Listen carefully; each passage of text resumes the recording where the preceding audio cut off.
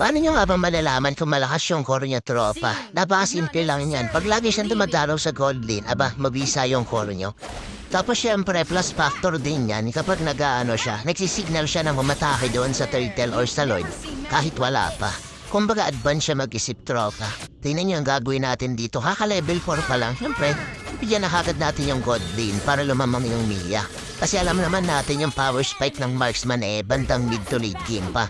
Nakakatakot talaga kapag tumaba yung marksman ng kalaban kahit lima kayo, ubusin niya kayo. Pansin niyo ba, ang daming gumagamit ng Nathan ngayon? Di ko lang alam kung ako lang ba nakapansin o napansin niya din. Simula nung ginawa ng video ni Fuego na malakas si Nathan, isa sa mga underrated marksman. Pinagkagamit na nga nila. Pero ang dami namang malakas gumamit ng Nathan pero madami rin hindi marunong. Advantage, taga-disadvantage din napanood nila. Pero dito sa game na to mukhang malakas yung Nathan kasi tinalawan ko na yung Mia pero parang hirap na hirap pa rin siya. Pero given kasi, early game masakit yung Nathan lalo na pag naka-inspire. Tapos syempre kapag yung jungler nyo is mahilig mag-invade ng jungle ng kalaban, mabisa yan, tropa. Kasi double purpose yun. Bukod sa naagawan mo ng jungle buff yung kalaban, nagagap pa yung kalaban, diba? So mahihirapan siyang dumalaw. Ayun. Nabigyan na naman yung natin, Mia natin. Pero syempre, ibabawi natin siya. Hindi pwedeng walang ganti yung tropa. Eto yung Nathan, no? Syempre, patay ito. Hindi pwedeng hindi. Kaso problema natin, parang baog pa rin yung Mia. Wala na tayong magagawa doon. Ginawa natin yung trabaho natin ng mabisa, diba? Pinagdadalawan natin yung Nathan para mabaog sana nung Mia. Kaso baliktad yung nangyari, yung Mia namin yung nababaog, anak ng to. Kunin ko lang tong red buff ko tapos lilipad tayo gamit yung skill ni Matilda. Teka, gamitin mo, tropa. Pupunta ako dyan, ayan Ayan na, lipad tayo, sabay patayin na naman natin yung Nathan. Alain mo, lahat ng score ko, yung Nathan lang yung pinatay ko. Kaya ko na lang talaga pag di pa makabawi yung Mia namin dito. Sa mga gusto palang sumama or magpatulong magparank, simple lang gagawin nyo, follow nyo lang yung page namin. Tapos, syempre share nyo yung video na to, tapos comment nyo yung rank and ID nyo. Make sure na pag nag-reply kami sa comment nyo, mag-reply din kayo hagad kasi lalaro tayo hagad doon. Ganun lang kasimple, tropa. Tapos syempre tulad ng dati, shoutout muna sa napaganda ko anak, siyempre sa Espinosa. Sa napaganda ko asawa ni Sunshine Espinosa. And baka na natin yung mga halaban dito, hanapin natin yung Nathan. Kapag ganyan, tropa, na yung kampi nyo nasa turtle side, kampante akong tumulong dyan. Pero pag wala akong kasama, iwan nyo na. Huwag kayo mag-big T para lang sa turtle, tropa. Pero kung meron kayong kasama na Rumiresco, huwag nyo ipahiya. Siyempre puntahan nyo rin para makuha nyo yung turtle. O kaya may chance na makuha nyo, diba?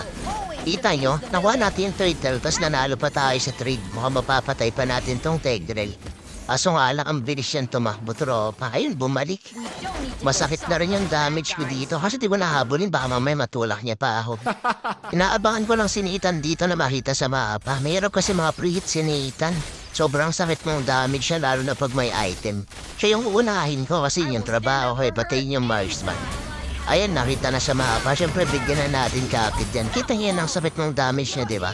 Ayun, nandito rin si Mrs. ko. Kadaw ko rin pala si Mrs. ko dito. Siya yung Odette, tropa. Naglolord na yung kalaban. Namatay na naman yung Mia namin. Hindi gaano marunong yung Mia namin. Lagi siyang namamatay. Di siya marunong pumuesto. Baka di talaga nag-i-MM to. Pero buti na lang di tayo nakita ng kalaban.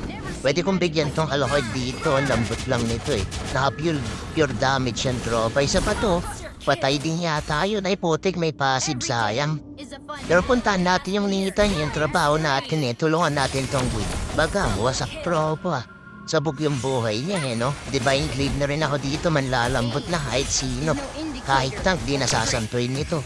Di ka makakatakas, tropa. Wasak. Akala yata nung Dragon ligtas na siya, nakita siya sa mapa, dito magbabak yun. Ayun siya, patay ka na, tropa, di ka sasantuin ng damage ko. Siyempre, Lord na rin tayo dito para matapos na. Naliligaw yung dragon dito, pauwiin natin siya. Tulungan natin siyang umuwi ng di nagre-recall, tropa. Ay, nag-transform na siya pero di yan sasantuin. Ay, patay.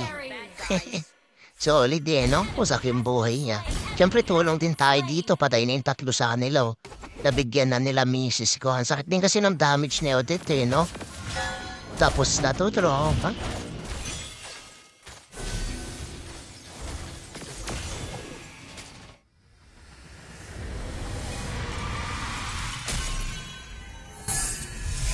Victory!